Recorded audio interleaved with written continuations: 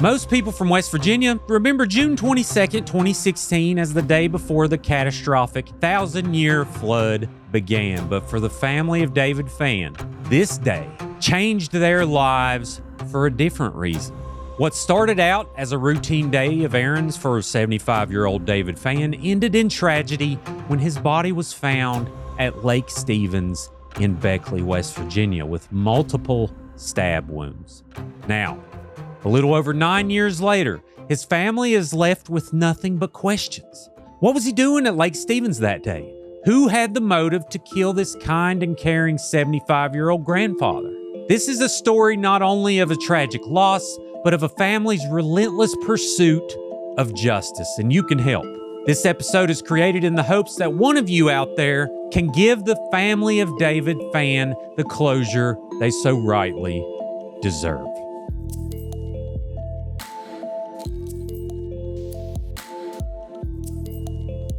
Welcome to Creepalachia. I appreciate you all joining me for this long solo episode, and it's very important to get this story out there so we can have the facts on record.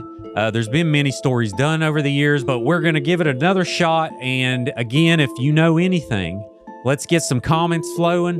Let's get some shares going. Like this video, subscribe to Creepalachia if you haven't, and reach out to us at creepalachia@gmail.com with any tips you may have. And also check out Crime Stoppers of West Virginia. They are offering a large reward for any information leading to a conviction. So let's go. Let's solve this case. And I'm going to begin by telling you Act 1, Remembering the Life of David Fann. So David Allen Fann was born on November 1st, 1940 in Covell, West Virginia to parents Stokely Estill Fann and Beulah Hilton. He was their fourth child, with two brothers and a sister preceding him. His father, Stokely, was born in Ashe, North Carolina on October 1st, 1908, and his mother, Beulah, was born on January 19th, 1916. Now, while David was growing up, his father worked in the coal mines, running the coal-cutting machine. When David was just 12 years old, his father, Stokely, passed away, unfortunately, at the age of 43 on January 6, 1952, leaving his mother to endure being a single mom of 4 kids for several years. Now, due to this, he and his mother were extremely close for the rest of their lives. When David was finally making enough money for himself, he moved his mother out of the holler she lived in to the main road right beside one of his brothers. Beulah Fann ended up meeting Fred William Bolton, who she later married sometime in 1958. Now, David eventually became very close to his stepfather as well.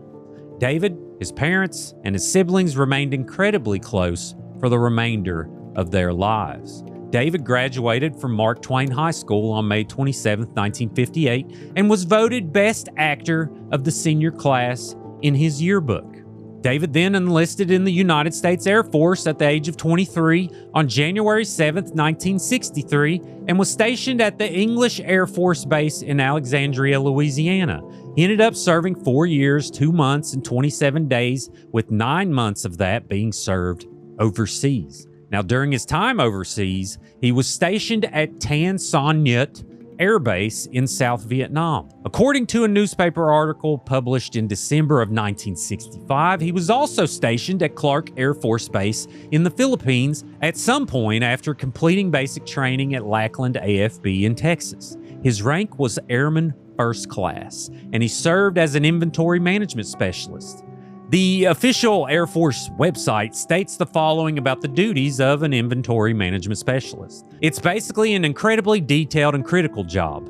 These specialists ensure every asset from paper clips to multi-million-dollar machinery is accounted for and where it needs to be whenever our airmen need them.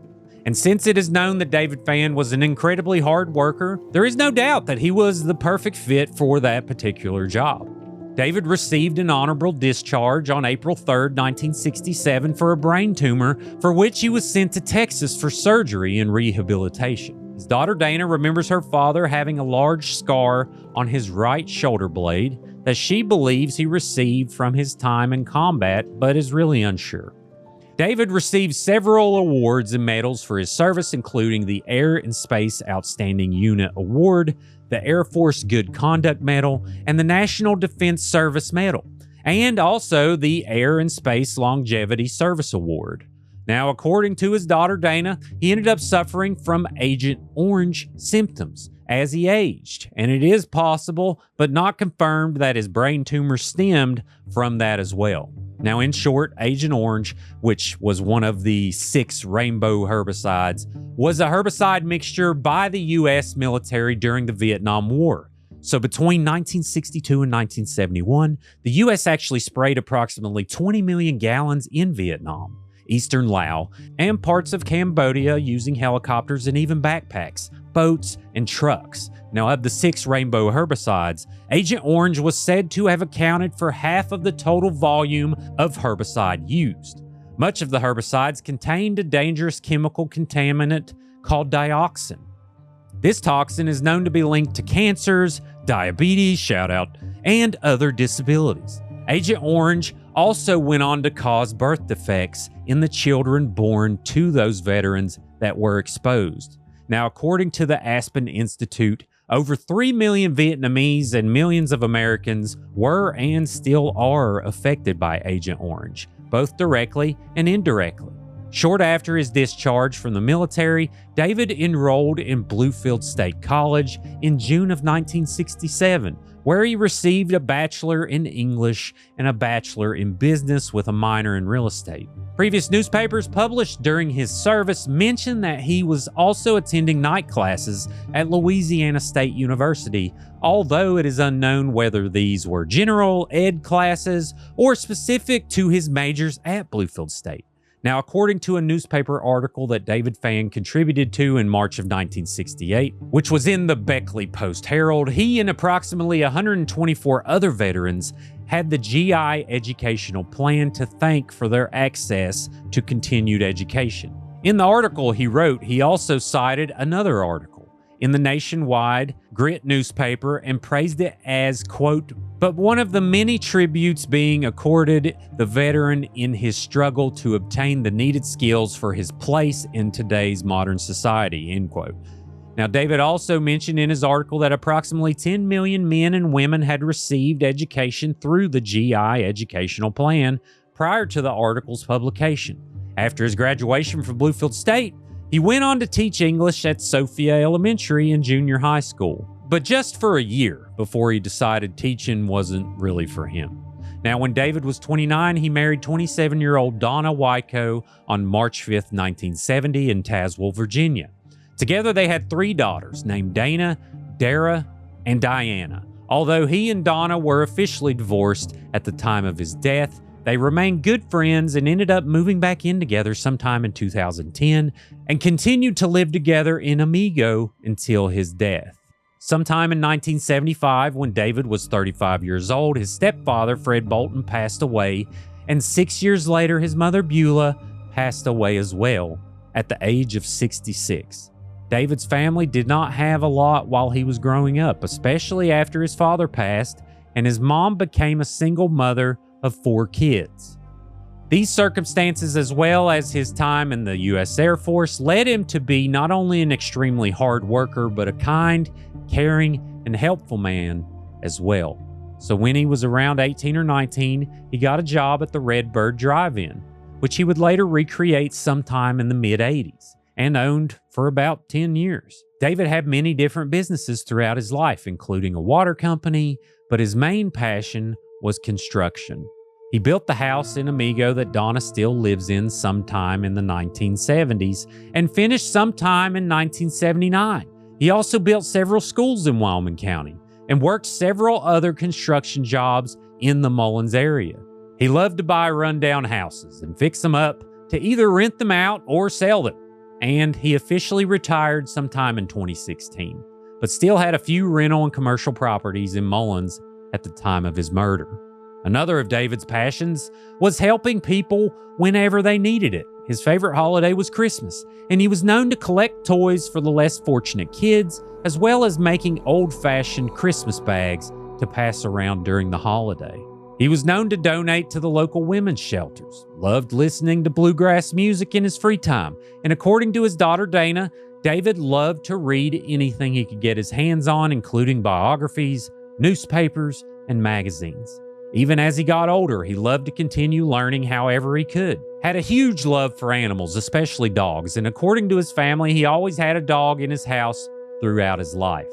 Now, during Christmas time in the years of 2016 to 2019, David's family held Santa and Pawpaw Fann's workshop in honor of him. It was basically a community Christmas party for local children. Each child that had came in received a ticket that they could use to shop for toys and candy on their way out. The workshop included numerous activities like a craft table hosted by his partner Donna, Christmas cards for veterans, a cupcake decoration station, and also hot chocolate stations. And of course, Santa's workshop would not be complete without a chance to sit on Santa's lap to tell him your Christmas wishes. David's family would describe him as a self-made and community-oriented man. And for proof of this, you need to look no further than at the people that showed up to his funeral, which reached close to 400 people. The funeral home was small and made to fit around 50 guests, but that did not stop the community from coming to pay their respects, because David is deeply missed, and his daughters and grandchildren, who cannot even begin to fathom why or who would murder their father and grandfather so senselessly. As we come to a close on this first segment, we remember the wonderful life of David Fann, a man who above all else loved to help others. June 22nd, 2016 started out as a normal day of errands for David Fann. He left his house in Amigo around 9 a.m. wearing a black t-shirt, khaki cargo shorts, black socks, and black shoes. He may have also been wearing a corrective heel or special shoe on his left foot. Now, according to his daughter Dana, he did not carry a cell phone and would have only had a wallet on him. It is known that David stopped at a Tudor's Biscuit World on West Virginia Route 3 around 9:30 or 9:40 a.m., depending on if there was traffic or not. So after Tudor's, he headed to Harbor Freight, which is located at the Raleigh Mall in Beckley. He was seen there around 11:07 a.m., where he purchased a hedge trimmer.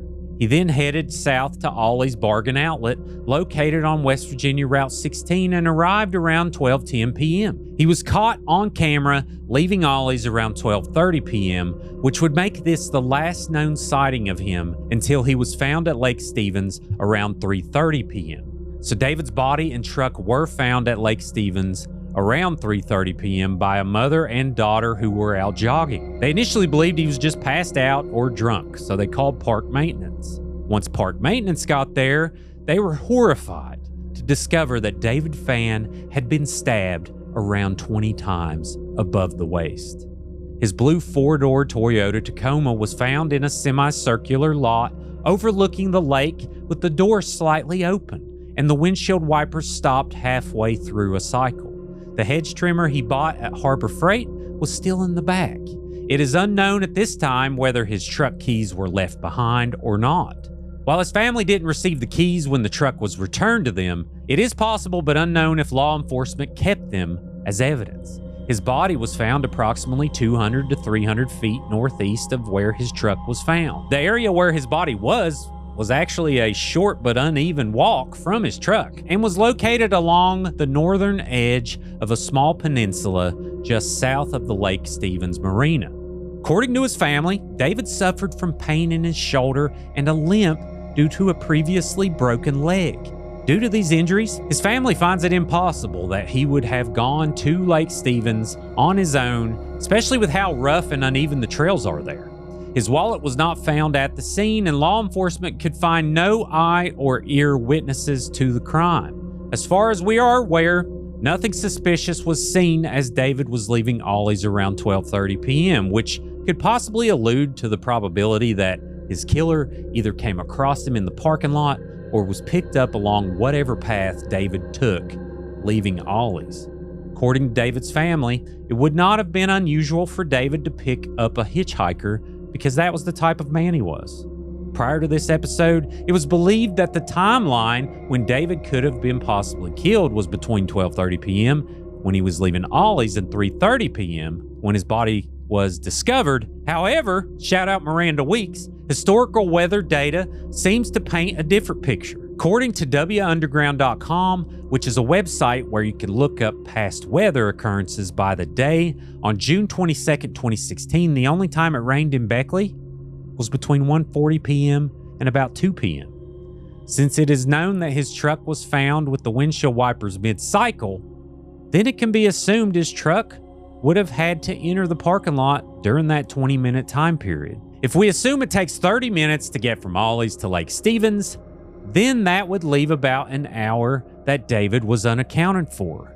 This is a significant difference between the prior timeline of 3.5 hours unaccounted for. What do you think about that? Comment below. This segment comes to a close with more questions than answers, really. Could David have stopped anywhere else after he left Ollie's? And where and when could he have come across his killer? We will discuss the possible routes David could have taken from Ollie's to Lake Stevens next. We would like to begin Act 3 by thanking Sean McCracken over at Mysterious WV for his thorough research on David's case and the possible routes that could have been taken. Those that are from West by God, Virginia, know that there is never just one path to get from point A to point B. West Virginia is known for its back roads and various scenic routes. Keeping that in mind, there are, of course, numerous paths you can take to get from Ollie's on Route 16 to Lake Stevens, but there are 4 routes that are the most likely. All 4 of these routes start on different paths, but all of them lead to West Virginia Route 3, where you would then drive less than a mile to get to the parking lot where his truck was found. Now, while it is impossible to say for certain how long it should take to get to Lake Stevens from Ollie's due to unpredictable traffic, which Beckley tends to have, the range is estimated to be between 21 minutes and 35 minutes. If David made no other stops after leaving Ollie's at 12:30 p.m. and went straight to Lake Stevens, then he could have arrived there between the times of 12:50 p.m. and 1:10 p.m. The fastest but less direct route would have David leaving Ollie's, turning onto Pikeview Drive, and driving parallel on I-64-77, then turning right onto West Virginia Route 3. Now, as mentioned before, once on Route 3, it is less than a mile to Lake Stevens. A slightly longer but more direct route would have David leaving Ollie's, driving south on West Virginia Route 16, then turning right on West Virginia Route 3. He would have followed Route 3 and then crossed over I-77, passing by the Tudor's Biscuit World that he stopped at around 9:30 a.m., and then proceeding straight to Lake Stevens. A third route would have him leaving Ollie's and continuing south on West Virginia Route 16 until he got to I-64-77, and he then would have traveled north on the interstate and taken exit 44 northbound before turning left onto Route 3. This less likely route would have him leaving Ollie's and traveling north on Route 16 before merging onto US Route 19, and then making his way north again, passing by the Harbor Freight before getting onto I-64-77, and then taking exit 44, where he again would end up on West Virginia Route 3. Now, what makes this route less likely is that there would be far heavier traffic, and he would also have to go through a toll booth. According to his daughter Dana, David would definitely not have taken the interstate, which leaves only the first and second routes discussed as possibilities, plus other routes that use back roads that have not been discussed. Of course, while it is assumed that David was the one driving, the possibility that someone else was driving, possibly his killer, has to be included. It is also unknown whether he made any other stops after leaving Ollie's. According to Apple Maps, without traffic, it would take approximately 7 minutes to get from Ollie's to Harbor Freight. Now, considering he was seen at Harbor Freight at 11:07 a.m. and then seen at Ollie's around 12:10 p.m., there is a possibility that he could have stopped somewhere else during that time frame as well, although he probably would not have been there for very long. And again, remember that weather data. If that's correct, that really tracks things down of where he was an hour before that. Of course, Route 19, which bisects many of the strip malls and stores in that area, is known for heavy and slow-moving traffic, so the drive could have taken longer. It is also possible that the path taken to Lake Stevens was not directly from Ollie's Bargain Outlet. David could have started to head straight home from Ollie's, only to pick up a hitchhiker on his route who either asked to be taken to Lake Stevens or forced David to take him there. Now, according to Apple Maps, the drive from Ollie's back to Amigo, West Virginia without traffic is about 30 minutes and the drive from Amigo to Lake Stevens is about 35 minutes. If David was headed back home and then rerouted to Lake Stevens, that could account for the missing hour of time. If David did pick up a hitchhiker that asked to be taken to Lake Stevens, then this begs the question as to what happened when they got there. Did the killer plan to kill regardless of who picked him up? Or did the killer murder David as a result of an argument? While there is no evidence of this currently, there is also the possibility that he was killed elsewhere and then taken to Lake Stevens and left there. Unfortunately, the only person that can answer these questions is the killer themselves. Now, while we discuss the possible paths taken, as this segment comes to a close, there are no definitive answers to be given, only speculation. While there are so many puzzling things about this murder, the number of stab wounds David suffered are hard to make sense of. A stabbing as brutal as this would more than likely leave the perpetrator either covered in blood or at least with noticeable blood on them. And yet no one saw anyone leaving the park with blood on them that day, that we are presently aware of. Now, this could lead to the possibility of an accomplice, someone that either came to pick up the perpetrator or who followed them to Lake Stevens after they got in David's truck. But since the lake was nearby, there is also a possibility that the killer washed himself off before leaving. Of course, without evidence, this is pure speculation. Crime TV shows and movies would have you believe that a victim being stabbed multiple times is indicative of a personal relationship between the victim and the offender, but it's actually a little more nuanced than that. Studies show that there are too many factors to consider when evaluating the method of violence in relation to the possible victim-offender relationship. While most studies show that a single cause of death with excessive wounding is usually indicative of a personal relationship, that seems to change when the victims are older, specifically over 65. Murders involving an older victim are more likely to be committed by a stranger due to the perceived weakness of the victim. Older victims are often seen as more vulnerable and appear to be easier targets for crimes like robbery and burglary. Since David's wallet is known to have been missing from the scene, then there is definitely a possibility that this was the motive behind the crime. Since David was also known to help others no matter what, it is also possible that he offered his killer some money. But his killer insisted on more, which could have caused an argument to ensue. Studies have also shown that resistance to an attack is more likely to cause excessive wounds rather than a personal relationship between the offender and the victim. More studies show that male victims are more likely to be killed by a young adult than someone older or close to the victim's age. Male victims are also less likely to know their killers than female victims are.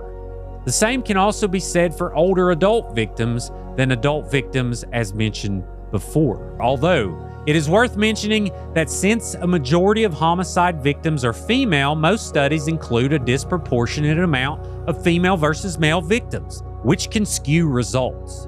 However, these studies don't seem to account for the possibility of the perpetrator being under the influence of something like opioids or illicit drugs, for example. And since many of the areas of West Virginia are suffering from a massive drug epidemic, it has to be thought of as a possibility. West Virginia is also one of the 5 states with the fewest people receiving substance abuse treatment, despite the high level of drug abuse. According to the West Virginia Health Statistics Center, from the years 2001 to 2016, there was a 369% increase of drug overdose deaths in West Virginia. That percentage is astonishing when compared to the national average during those same years, which was only a 149% increase. And if the Sackler family is listening, kiss my That family is behind Purdue Pharma, which is behind the creation of OxyContin, which was brought into the hills and devastated these coal communities. Now in 2016, which was the year David was murdered, over 880 people died as a result of drug misuse,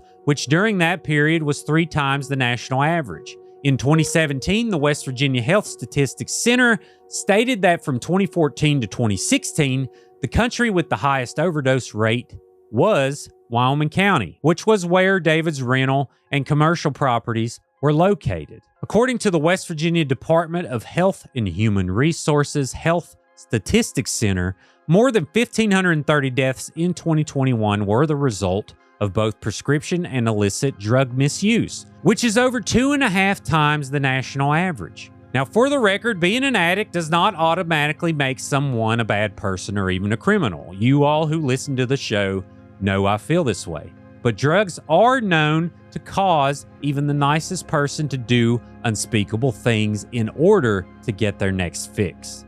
Many on the show would agree with this who's in recovery. Now, if the killer of David Fann was under the influence of something, that absolutely does not excuse what they did. They still murdered someone and deserve to be prosecuted to the fullest extent of the law. The possibility of drug involvement of the killer is only offered as another perspective as to why his killer stabbed him 20 times. Now, as we close Act 4, we acknowledge that while there is a possibility of David and his killer knew each other, there is not enough evidence at present to conclude one way or another. This past June marks 9 years since David Fann's brutal, senseless murder, and unfortunately his family is still left without answers. David's truck was taken in and analyzed by the Raleigh County Sheriff's Department, but it is unknown if anything at all was found inside. Law enforcement is known to keep evidence very close, in case it can be used to prove someone guilty in the future, which I totally understand, and I love the Raleigh County Sheriff's Department. Other unknowns include approximate time of death and location of the murder. While it is assumed that he was killed at Lake Stevens, the possibility of him being killed elsewhere has to be considered, since it would have been extremely hard for David to walk to where he was found based on his limp. Unfortunately, circumstances in the days following David's murder may have contributed to the case being cold for this long. And also the flood. That's a terrible coincidence the following day. Now, while June 22nd, 2016 is the day that changed everything for the family of David Fann, that next day would affect many West Virginians for a different reason. So on June 23rd, 2016, that was the beginning of a catastrophic flood, aptly named the 1,000-Year Flood. In Maxwellton, a city in Greenbrier County, they received almost 10 inches of rain in 36 hours leading up to June 24th, 2016. White Sulphur Springs received over 8 inches of rain in just 24 hours. The name 1,000-Year Flood stems from a statement made by the National Weather Service, who said that the 24-hour amounts of rainfall in parts of Fayette, Nicholas, and Greenbrier counties were a 1,000-year event. According to them, there is only a 0.1% chance of an event of this magnitude happening in any given year. The 1,000-Year Flood 24-hour rainfall totals were also likely exceeded in parts of Kanawha, Roane, and Clay counties as well. The heavy rainfall caused the water in streams and rivers to rise at a rapid pace. The Elk River at Queen Shoals, West Virginia, rose to over 33 feet, breaking the previous high water record set 128 years prior in 1888. At least 23 lives were lost in this flood, making it the third deadliest flood in West Virginia history. The amount of property damage was also enormous, with houses being destroyed, bridges and roads washed out, and whole towns being affected. More than 1,500 homes and businesses were destroyed, with another 2,500 being severely damaged. It is also estimated that the damages to highways and bridges were approximately $53 million. This flood also left tens of thousands of people without power. The torrential downpour left civilians with no choice but to climb trees and cut holes in their roofs to climb out to just escape the water. Now, according to a U.S. Geological Survey analysis from 1998, every single county in West Virginia has been declared a federal flood disaster area at least once since 1967, with many of them being declared as many as 10 times. This flood is not brought up to take anything away from the horrific murder of David Fann, but to show the unfortunate circumstances that may have contributed to the case still being cold 9 years later. Now, while the town of Beckley itself wasn't affected by the floods, it still rained on and off for the next 2 days after David's murder, which washed away any possible evidence left behind at Lake Stevens. In times like these, law enforcement from places outside of the areas affected are often called to help due to the lack of manpower, which could have possibly delayed the murder investigation. This is not to place blame on law enforcement. Again, I love the Raleigh County Sheriff's Department, state troopers, tons of great people. In fact, his family states also that the Raleigh County Sheriff's Department has been very responsive and helpful in the years since his death. Now, as the case stands 9 years later, we are left with so many possibilities, but no conclusions so far.